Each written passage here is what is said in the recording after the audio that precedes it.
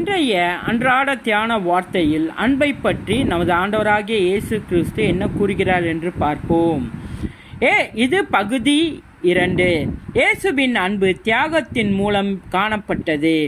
யோவான் 15வது அதிகாரம் 13வது வசனம். தன் நண்பருக்காக ஜீவனை கொடுப்பதை விட பெரிய அன்பெதுவும் இல்லை. இயேசு தன்னுடைய உயிரையே நமக்காக கொடுத்தார். இது ஒரு உயர்ந்த தியாகமான அன்பு. இதை நாம் பின்பற்ற வேண்டும் என்பது அவரது கற்பனை. அன்பு என்பது கட்டளை, உணர்ச்சி அல்ல. யோவான் 13வது அதிகாரம் 34வது வசனம். புதிய கட்டளை உங்களுக்கு கொடுக்கிறேன், நான் உங்களை நேசித்தது போல நீங்கள் ஒருவரை ஒருவர் நேசிக்க வேண்டும்.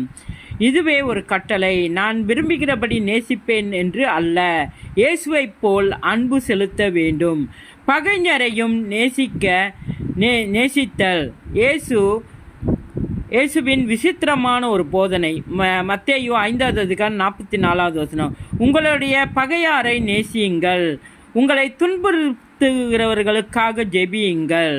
இது உலக வழி அல்ல. உலகம் விரோதிக்கு விரோதமாக நடக்கும். ஆனால் இயேசு துன்புறுத்தும் நபரை நேசிக்க சொல்கிறார்.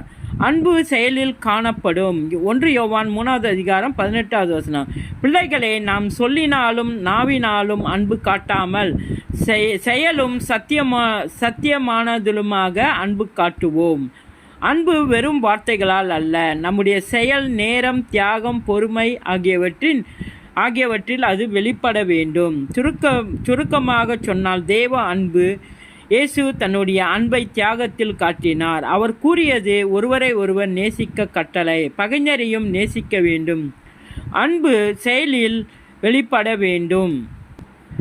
இயேசு கற்றுக் கொடுத்த உண்மையான அன்பு. யோவான் 13வது அதிகாரம் 34வது வசனம். நான் உங்களை நேசித்தது போல நீங்கள் ஒருவரை ஒருவர் நேசிக்க வேண்டும். இயேசுவின் நாமத்தில் இது பகுதி 2.